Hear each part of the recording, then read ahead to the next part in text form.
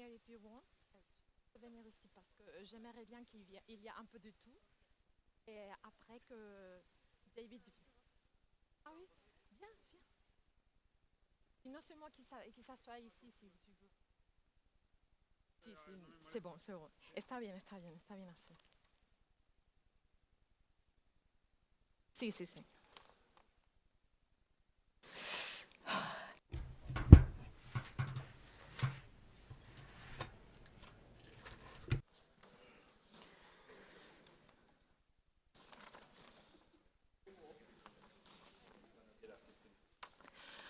Hola, muy buenas noches a todos y a todas. So hello and good evening to all of you. Thank you very much for being here. I would like to thank the organizers of the Festival 42 for giving me the opportunity to be here and sharing this panel discussion with the most interesting authors of the European scenario. Well, it's only the second edition of the festival, but it's a tradition to have a panel discussion with the participation of all the international authors, so to speak. And what we like here is to debate about different ideas and share points of view about the topics at hand, right? And today we're going to deal with a very interesting topic. We're going to raise a very interesting topic related to the myth of the existence of certain characteristics that somehow define the genre, the European genre, compared to other traditions. Is there such thing as these characteristics that define the genre? Let me introduce briefly the authors. I don't need to introduce them, but, well, let me do it anyway. Even if there is no need to do so, it would take me forever, like almost an hour, to introduce them as they deserve. I'm just going to give you a hint of each author. Let me start with Catherine Dufour. She's a French author, engineer, and writer at the Monde Diplomatique. She has published more than 10 novels in the framework of the science fiction and fantasy. We would like to underline Le goût de la mortalité, La croisement mathématique du plaisir, Ada ou la beauté de numéro, which is a biography about Ada Lovelace. I strongly recommend it. And in Spanish, well, we have recently published La Inmaculada Concepción. It's available in the editorial Artistas Martínez. I would also like to introduce Santiago Amigorena. There, he's a writer who lives in France, even if he's from Argentinian background. And I would like to underline his work in French and enfance laconique. As you can see, we have an important participation of French authors, Le Premier Amour ou La Première de Fête, with several awards. And I would like to underline also that one of his books that has been published in Spanish, Mis Últimas Palabras, is an apocalyptic reflection including the virus. It's available in Random House, in Ediciones 62, in Catalan. To my right, Robert Shearman. As you know, he's a British author. This is like Eurovision a little bit, right? We jump from one country to another. Well, he has written several anthologies of short stories with 1 million awards each. So I would like to underline some of his work translated in Spanish, Canciones de amor para tímidos y cínicos, Las preferidas entre mis muertes, and we strongly recommend both of them. There, C.G. Tudor, she's also from the UK, and she's been everything. She's been a TV presenter, dog walker, many different things, quite a holistic life, and I am sure that you have read her. Let me underline some of her work, The Chalk Man, The Disappearance of Annie Thorne, or The Other People. More recently, she published Las Chicas de Chapel Croft in Spanish. Well, the Spanish translation. David Mitchell will join us briefly. He is signing books, so he will join us as soon as possible. Let me just inform the audience about this. Before I forget, let me also introduce Gareth Hanrahan, author and game designer. He's published different works, including The Laundry RPD, Adventures in Middle-earth, The Dracula Dossier, amongst others. In Spanish, La Peganía de la Calle and Los Santos de Sombra, belonging to one saga entitled The Iron Legacy.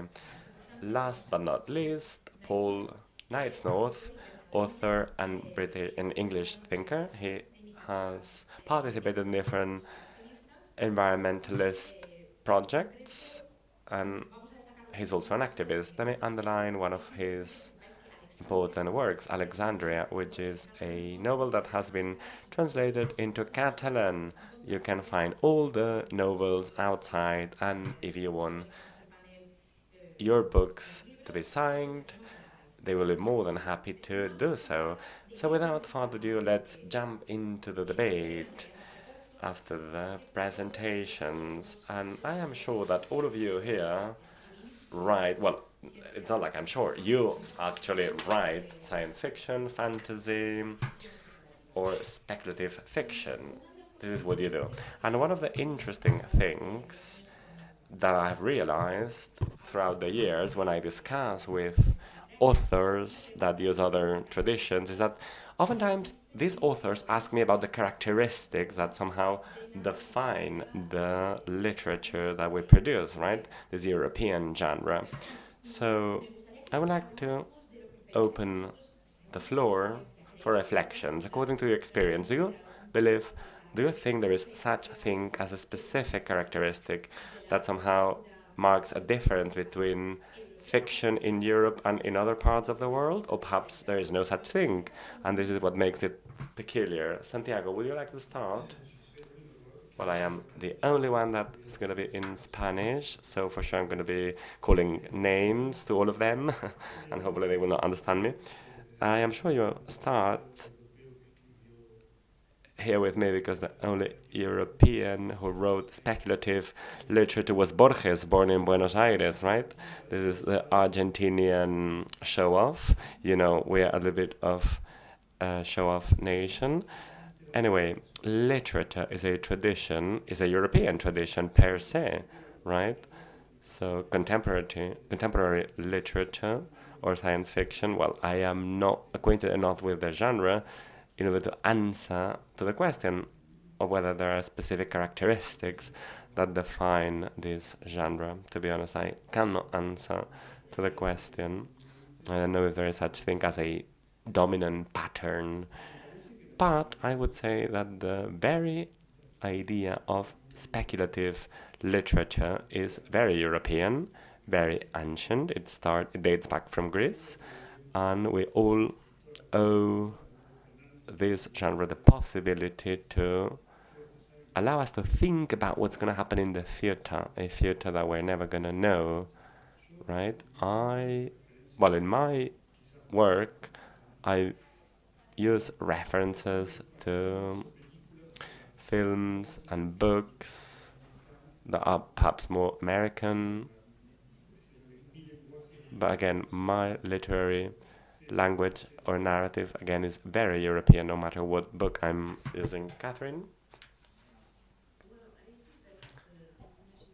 And in Europe is deeply influenced by what some call the hero with 1,000 faces, you know, that book from Joseph Campbell. And also by what Tolkien called the White Cauldron. This is a cauldron full of all our myths and tales, and it's called a new European cauldron in which we can dive as far as we want.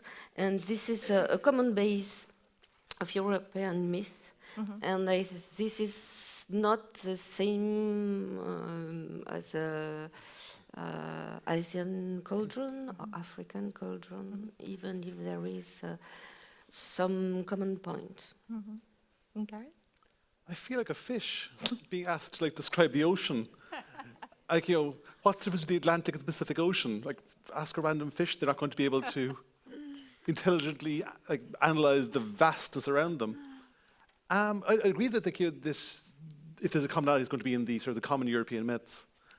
I also wonder, and this is just me purely speculating, I couldn't say this with certainty, if the fact that Europe had industrial revolution first and we're sort of like, more cut off from a sort of rural, simpler lifestyle, that, that so much fantasy sort of harkens back to a sort of simpler, more heroic age. And I'm not sure if that's uniquely European or if it's just I'm so used to reading European and American fantasy, and I expect there's a huge crossover there. So the answer is, I don't know. Robert? Yeah, I suspect I don't know either, in all honesty. I think it's that awful thing where you realise sometimes, especially when you come to another country, just how you're reading only so much within one specific genre or one specific language. I mean, I've always dined out, ever since I was a kid. I only ever wanted to read what I regarded as European literature. I used to love the big Penguin Classics books, which would just have translations. It made me look clever, I thought. And so I would read lots of French and lots of Spanish and lots of Italian literature in the translations I could find. But it also, at the same time, I think that what we do collectively is we indulge with what-ifs. And I think speculative writers deal with bigger what-ifs. And I'm sure that the what-if changes according to where you're from and what your background is. But I still think actually that probably what links us all is that we just want to unleash the imagination as wildly as possible and free ourselves perhaps of those places actually where we've been brought up and what we've got around us. Yeah, there's a lot of people on this panel who don't know how to answer this question, aren't there? Sorry. Yeah. I'm also one of them. It's a broad question. Well, I mean, look, the difference between European literature and Russian literature, for example, is that Russian literature is 5 times as long. That's my theory, and I'm sticking with that. There might be some other differences too, but you'd have to ask an academic. I was interested in what you said over there. Europe had the Industrial Revolution first. Europe also invented the novel.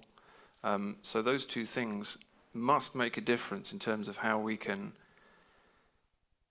dig into myth, because as you say, the more industrialized, the more urbanized you become, the harder it is to in some way get down to the strata of where the myths and the stories and the folk tales come from. And maybe that's why we want to do it all the time. I don't know, I'm literally just thinking aloud here. Possibly the reason that fantasy and so-called speculative fiction is so deep in the European tradition may be that we're looking for something that is difficult to find, actually harder, maybe harder for us than other people, I don't know. Just, as I say, I'm thinking aloud, but you might have a much better answer than that. Oh, crumbs, no, I don't have any decent answers. Oh dear. I find it really strange. I think in all forms of writing, wherever you come from, whatever country you come from, whether it be, Europe or, America or any countries, I think writing has more commonality than it does have differences, actually. And although everybody's writing is kind of guided by their own experience and things that they've grown up with and their own culture, I think there are many more things in common than apart. I've read all sorts of books, and I think we have, my writing probably veers more towards horror and thriller than perhaps speculative fiction. And I always think that fears are very common wherever you come from. They might be dressed up in different kind of masks, but the fears tend to be the same.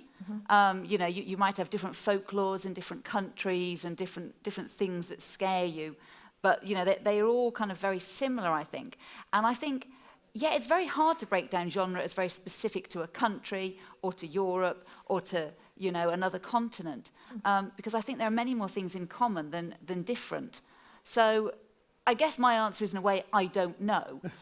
Again, which is really rubbish. When it comes to literature, you're talking to a girl whose love of literature and mysteries came from watching Scooby-Doo as a kid as well. So, that's where I'm coming from. I think there's lots of things in common. And I think, that's why we all read so widely. That's why it's wonderful that books are translated into lots of different languages, because we all share, a common love of storytelling. We all share that love of the what-if. I really liked what you said about the what-if, because I think that's where most books, speculative fiction, and maybe horror and fantasy all come from as well, that what-if. So I think it's more to do with sharing than there being perhaps differences sometimes. That's kind of where I come from anyway, I guess, if any of that makes sense. Basically, I don't know. Para David, que no que se ha Please have incorporado. What about David, who joined us a little bit later? Let me reframe the question, or rather, repeat the question. Do you think there is any specific characteristic that somehow defines or makes the European tradition particular compared to other traditions? Thank you, and thank you. It's appropriate, really, that I arrived late, like a dodgy gate crasher at a fantastic party going on here, because, in a sense, I'm a gate crasher to genre fiction as well. Sorry, I'm going to adjust this because I can hear myself. There we go, it's better. Yeah, I also don't know, and I'm also really glad to hear the polyphonic chorus of don't knows, because I read your email and thought, yeah, a difference.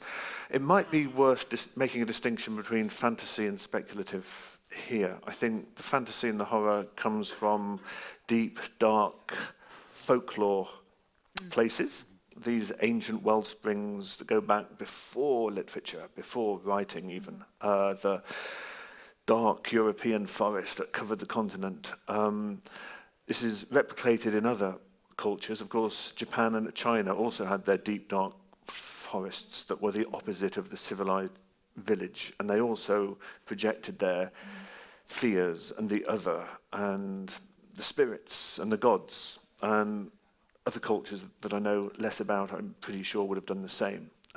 It comes from the landscapes they're in and the psycho-landscapes, perhaps as opposed to the speculative fiction. It's hard to imagine H.G. Wells without the Industrial Revolution. It's hard to imagine Jules Verne without the sort of part two of the Enlightenment. There's this idea to map, to own, to conquer, to go to without imperialism, in fact, to plant your flag there. So I think perhaps speculative fiction draws from modernity. Fantasy and horror perhaps draw from the atavistic and the ancient and maybe the prehistoric or the psycho-prehistoric, if that is even a word.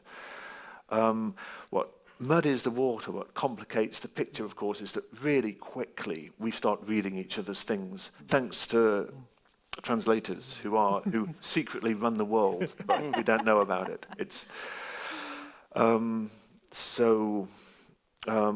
the famous Chinese science fiction writer who wrote Three-Body Problem, whose name is... Cixin Liu. Thank you. Various degrees of accuracy, but thank you.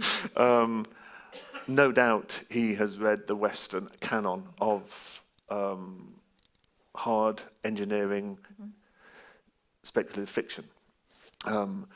However, we've also read him, right? And so really quickly, this cross-fertilization makes it kind of tricky to say, well, this is clearly the European camp, this clearly is the East Asian camp. And isn't that great? Yeah. This isn't a problem. It's a broad, wonderful church, and we're all the richer for it. So here's the translators of the world. A lo mejor la respuesta. So maybe the answer is that there is no answer to the question, or perhaps not an obvious answer to the question. But let me raise something that I tried and speak with you, in my first email with you. And I found a quote by David Brin, an American author, a science fiction author, who in a Q&A session, he said something like, well, to put it very simply, to cut a long story short, he said that one of the main differences between science fiction literature, he was referring to science fiction, European science fiction compared to North American science fiction, was that in North American stories, and when I say North America, I include Canada also, well, he says there's a happy end in North American literature, whereas not in the European literature.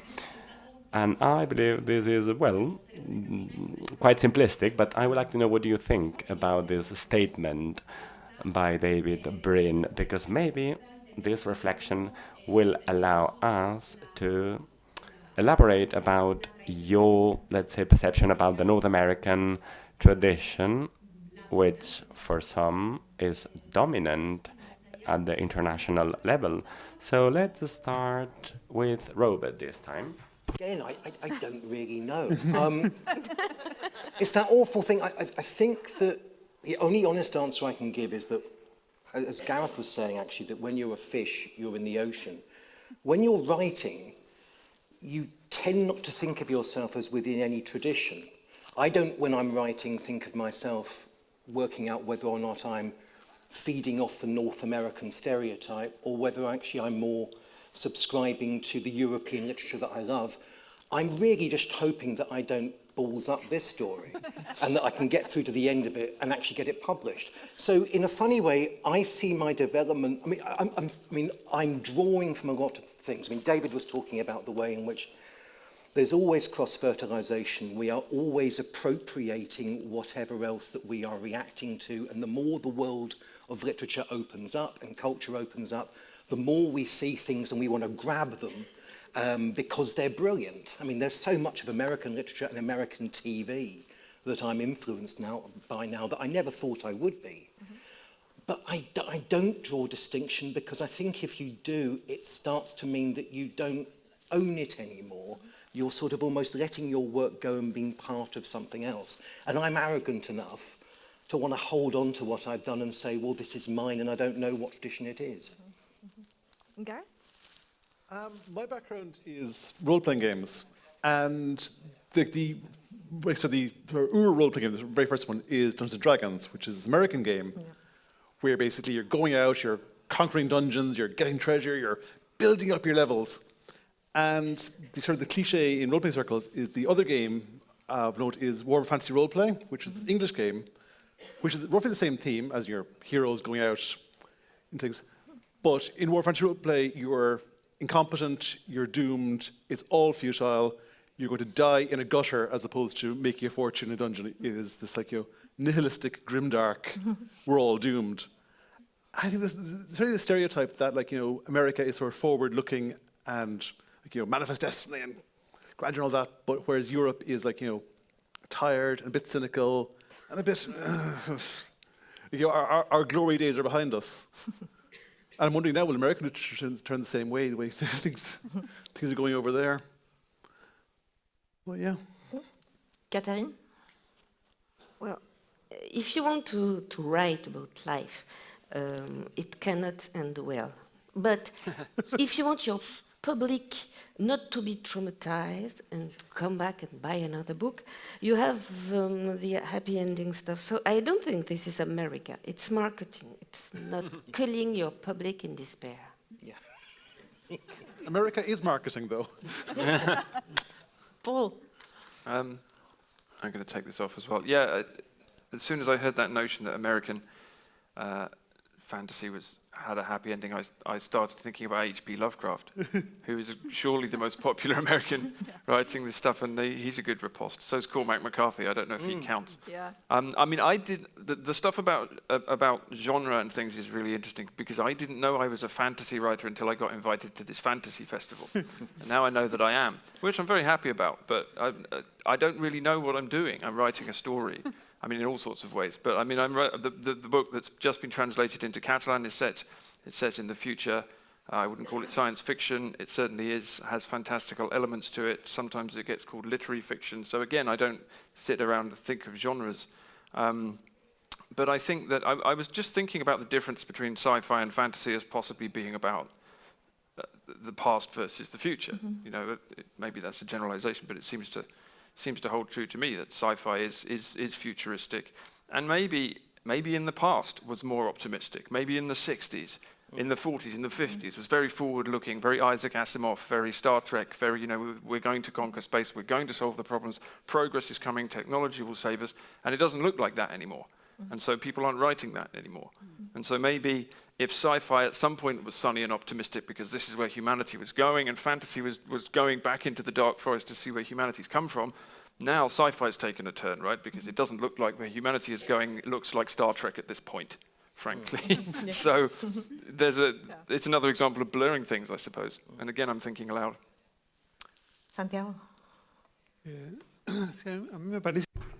Well, I think that in the process of writing, Well, I try to be universal at least.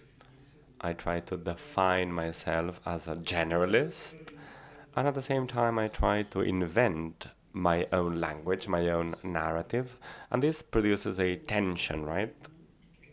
Because sometimes I think, oh, am I not writing the same old story? And thinking that I'm very original. And in this tension, sometimes we believe we're universal, we're super American, European, Chinese, and that we remember everything we've read ever. And all of a sudden, you come up with this fantasy of being unique, which is, of course, not possible. But it's difficult to find, this line that you asked about. Perhaps that's why we keep answering with a no, with a no, with a no. We have no answer to the question. CJ? So busy listening to everyone else there. Gosh, yeah.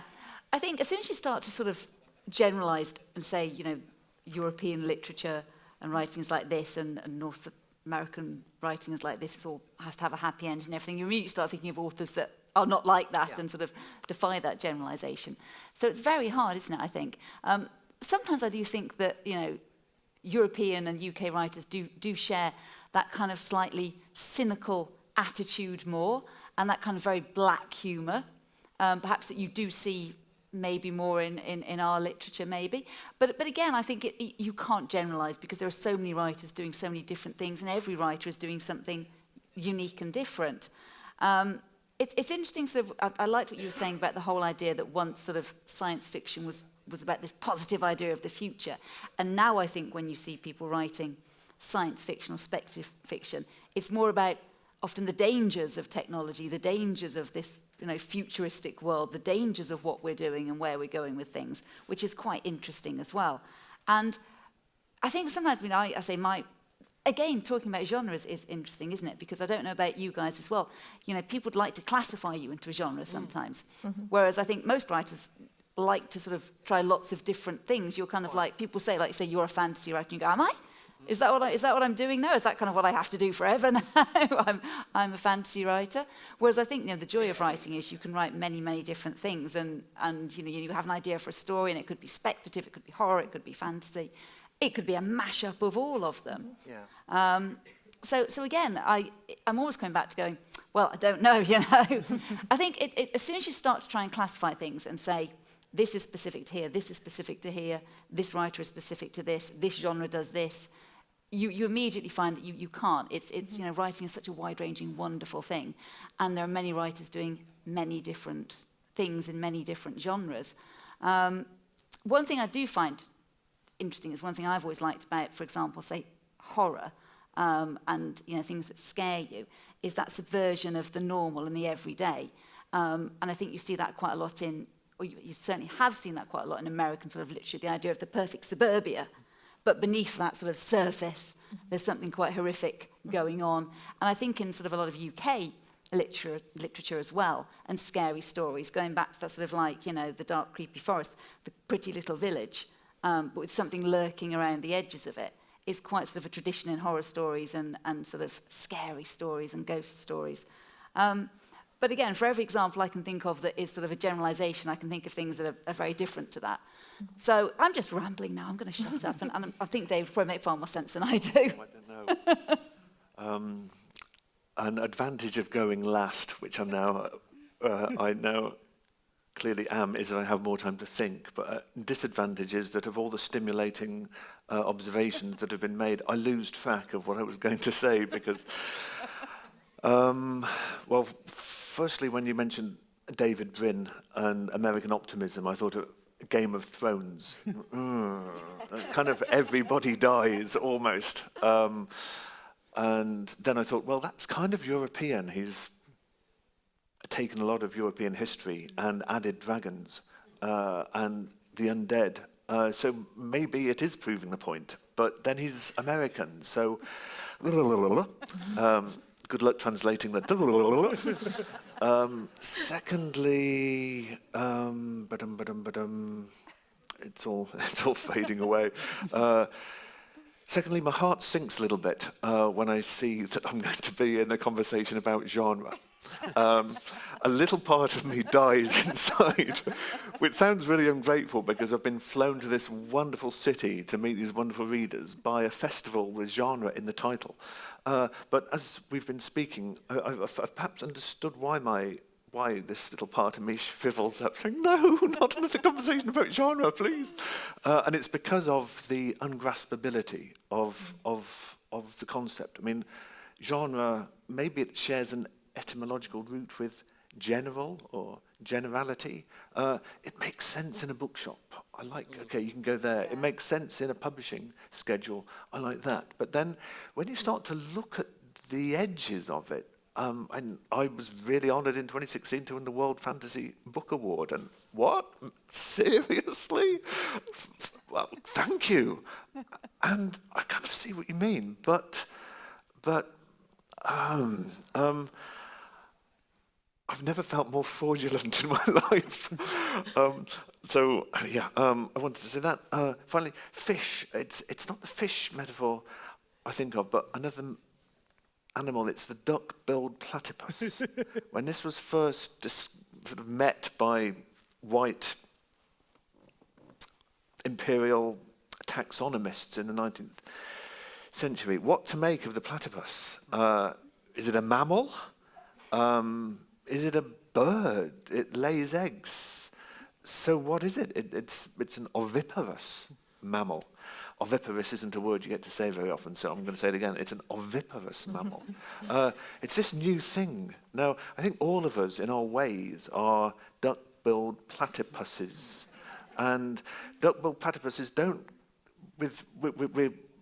I guess we're grateful people want to know more about us, kind of, but we kind of think that's not our job. That's the job of a zoologist. We're duck-billed platypuses. We're playing in the mud. We're trying to find duck-billed platypus food to eat. We're trying to get lucky with lady duck-billed platypuses, or male duck-billed platypuses, of course. And we're getting on with our work. So kind of,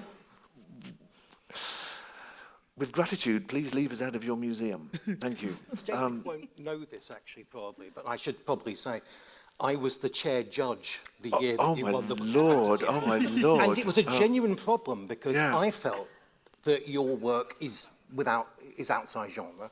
And one of the reasons that we really wanted it to be acknowledged by that was an attempt to try and make the genre break. I'm so happy to hear that. And the fact that, we were very adamant. We were saying The Bone Clocks is a remarkable book. It's a literary book. And we wanted to encourage the idea that genre shouldn't be contained by any one specific thing. Yeah. So I was aware at the time we did it. I thought, I'm not sure how he's going to react to this. No. And in 6 years' time, maybe he'll be, possibly on a panel with me in Spain talking about it. But there was a sense, actually, when we were doing that. I mean, when I was a judge for World Fantasy Award, it was mostly the realisation that you had judges from across the world, all talking over email in different countries. And none of us could possibly agree what the genre things we were doing were. Yeah, Every judge was saying, well, I won't touch horror. Some people were saying, well, I'm not touching anything which has got fantasy and dragons in. And it was that bizarre thing that we were all fighting amongst ourselves to try and find a definition of what the whole bloody award should be in the first place. So we all got behind the Bone Clocks by saying, well, we've no idea what this is. Let's give this the award and try and ruin David Mitchell's career. No, I thought you were going to say then that you didn't want to give him the prize because you didn't think he was writing fantasy. So I thought we were going to get quite an interesting... That would have been very... Yeah, it would have been... Frustratingly not. What I now sort of severely wish I had said when I said I never felt more fraudulent, I also want to say I've never felt more honoured. That's all right. And I've never been more impressed with what I had imagined was a group of judges who were conservative enough to define a genre and wish to ring fence it. Not having any truck with that ring fence, not wanting that fence, and saying it's so ecumenical, I think is the word I'm after. Yeah. It's so inclusive. Yeah. So well done you. Well, I'll quickly say, I'm really sorry, everybody. We will let you get it. I'd won a much smaller World Fantasy Award for my first short story collection years before. Yeah. And I'd never defined myself as a fantasy writer. I was a comedy writer, writing for the first time a bunch of what I thought were quite funny short stories. And it changed my career. It opened doors to me, but at the same time I was aware that it brought up questions about what on earth genre was. And the judges who I spoke to about it were saying much the same thing. They were saying, all we can do is try to break down the idea that anyone should be put into these categories.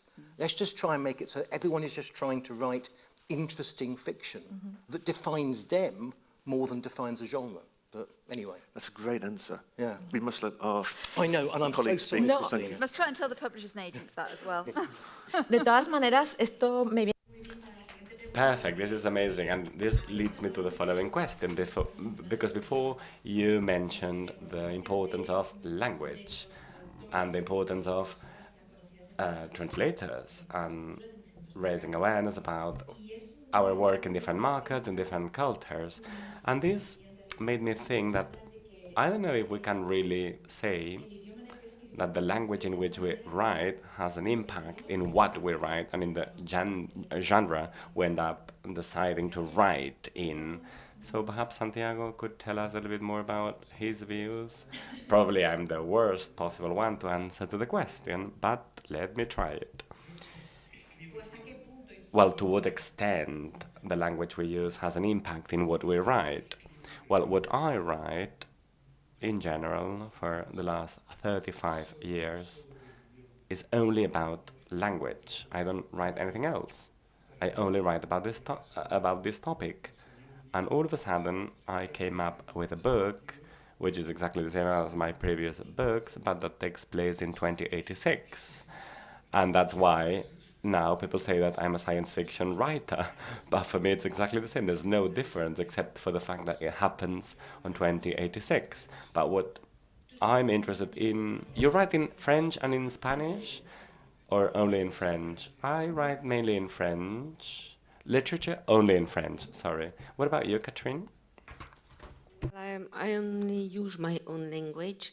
Sometimes I write in English, I don't know why, maybe... maybe when I'm drunk or something else. But I think there is no quality in my English writing. And I just try to imitate some great writer as Marguerite Yourcenar. And it's a bad imitation, but so I don't have really an opinion about writing in different languages because I just use one. ¿Y crees que And do you think that writing in French somehow has an influence in you when it comes to choosing topics or genre, or it has no influence at all? Yes, it has an influence because a language modulates the mind, and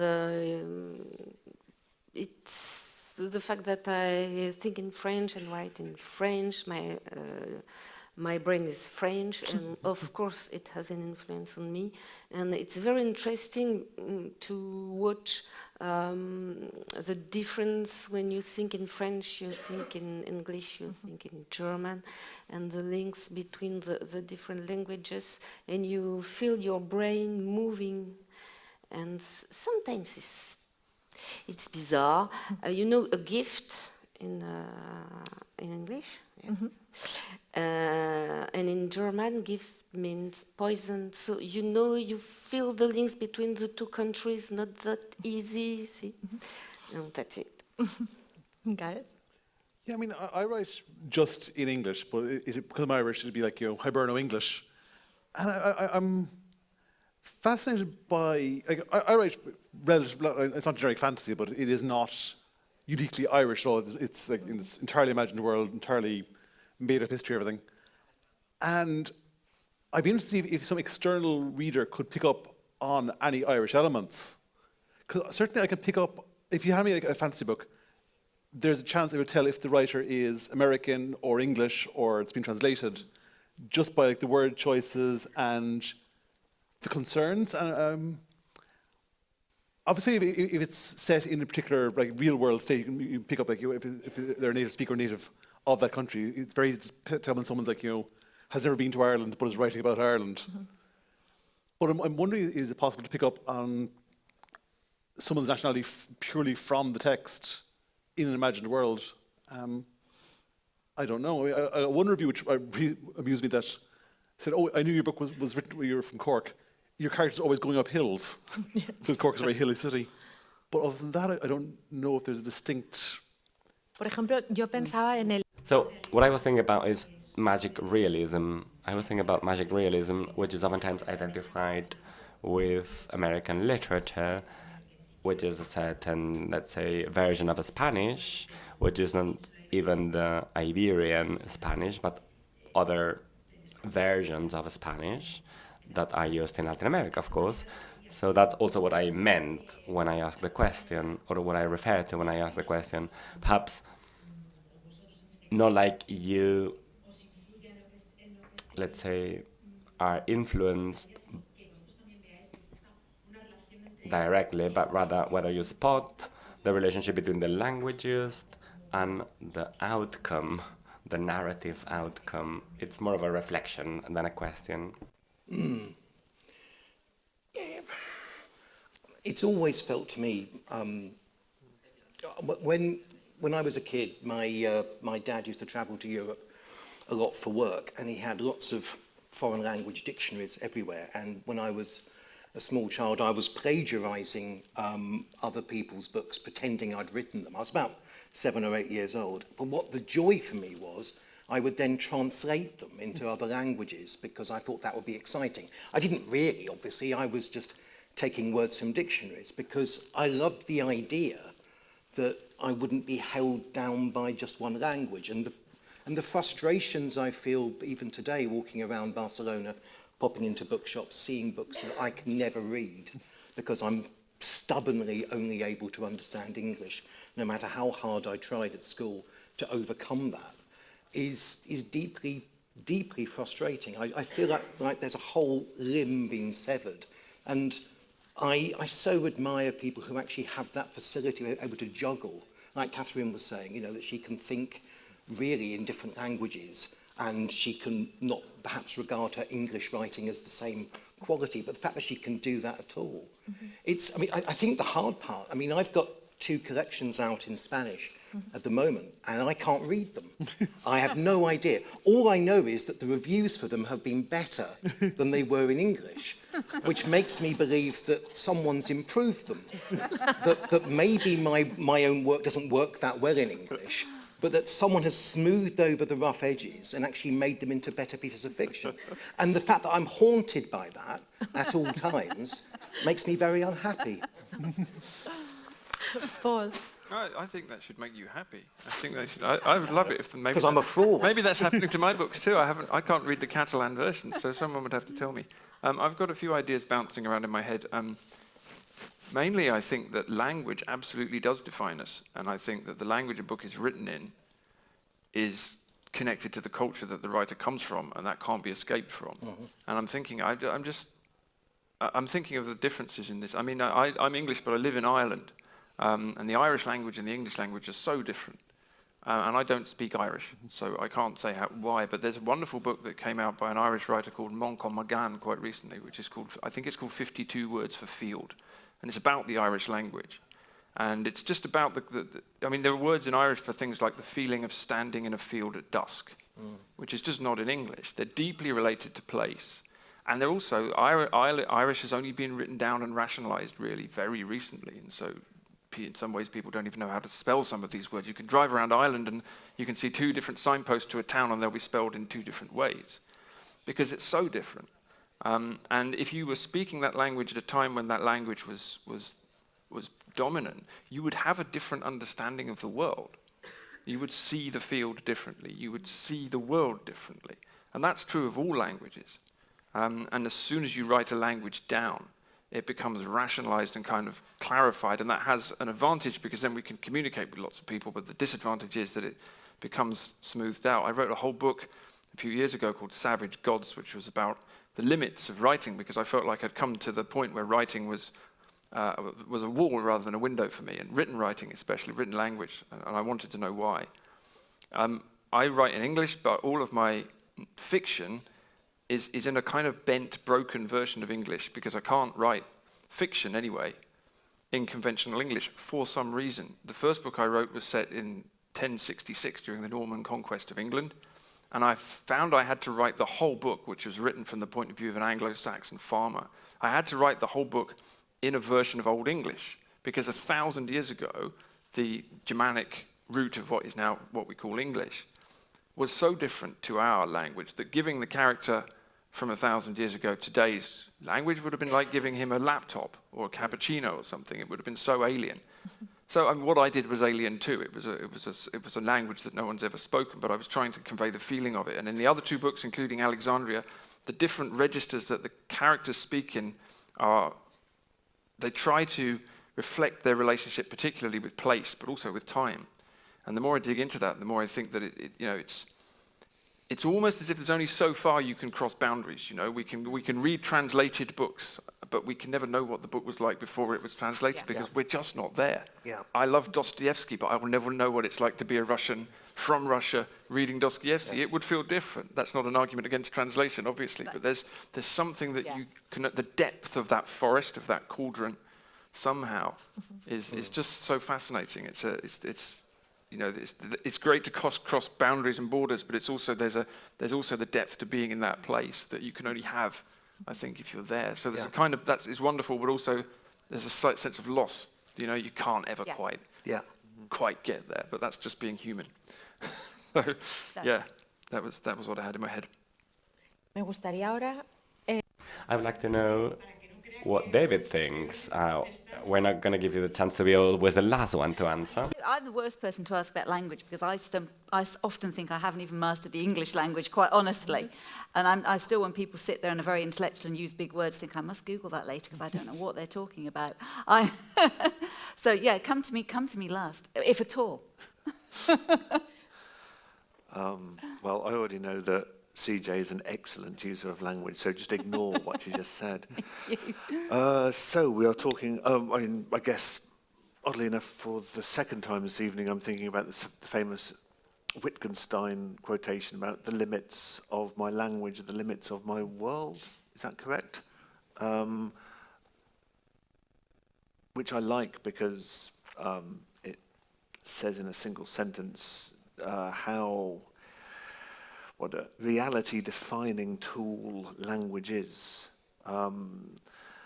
My son's autistic, and I'm so glad we now have the word neurodivergent. It's so much more positive and intelligent than autistic, which has meant many different things since it was first coined in 1905, when it was just a form of schizophrenia, and it's meant different things down the ages. Language matters. This is a platitude. It's not a great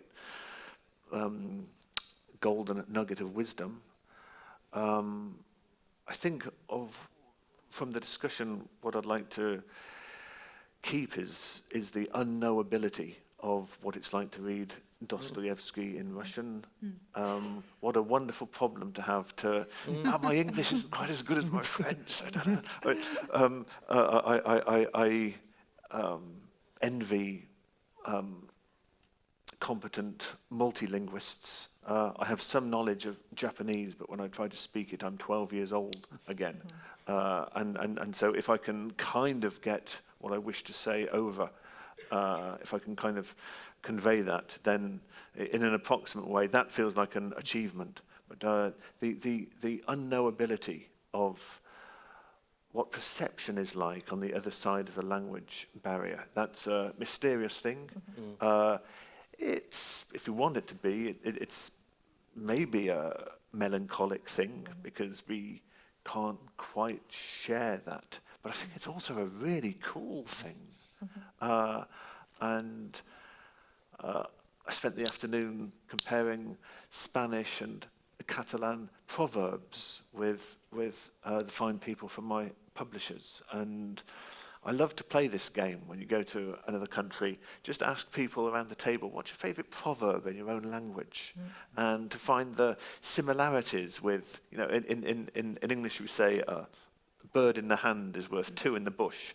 But apparently, I learned this afternoon, here, a bird in the hand is worth 100 in the sky. So this is also a form of divergency. It's not neurodivergency, but it's conceptual diversity. And this makes us stronger and richer. So let's try to learn other languages up to the best of our ability. Let's be grateful to translators who get us closer. And let's kind of be grateful for this difference between our cultures. And because a language isn't just a system of communication, it's a mode of perception. It is a depository of wit and insight and humour and possibly love. Over. CJ, ¿te animas? CJ. I honestly can't better that. Or I suppose it is true. Language is so unique and personal in a way. Even in a shared language, in different areas. In English, you have different phrases for things. For example, say in Scotland, as you would in the south, every region has its own dialects, its own way of talking about things. We will argue about whether we say scone or scone, or whether a bread roll is a bap or a bam, or everything has its own little name. Every kind of dialect, every area, every region has its own way of speaking, and I think that's lovely.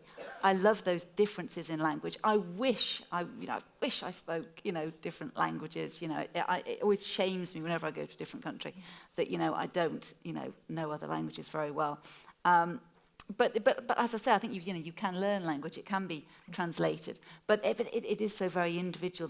There's lots of little terms and phrases that are so personal and individual to regions and countries, and that's wonderful. And I agree. Perhaps it's right that there are those mysteries that we will never quite have in the same way, and that's good. I think that's a good thing as well.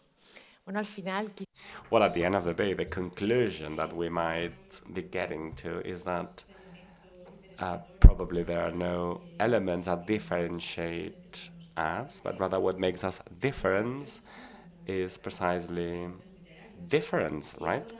I would like to warmly thank David, CJ, Paul, Robert, Gareth, Catherine, and Santiago. Thanks a million for sharing all your reflections. And, well, we've reached the conclusion that sometimes it's good not to have the answer to the question, right? Great.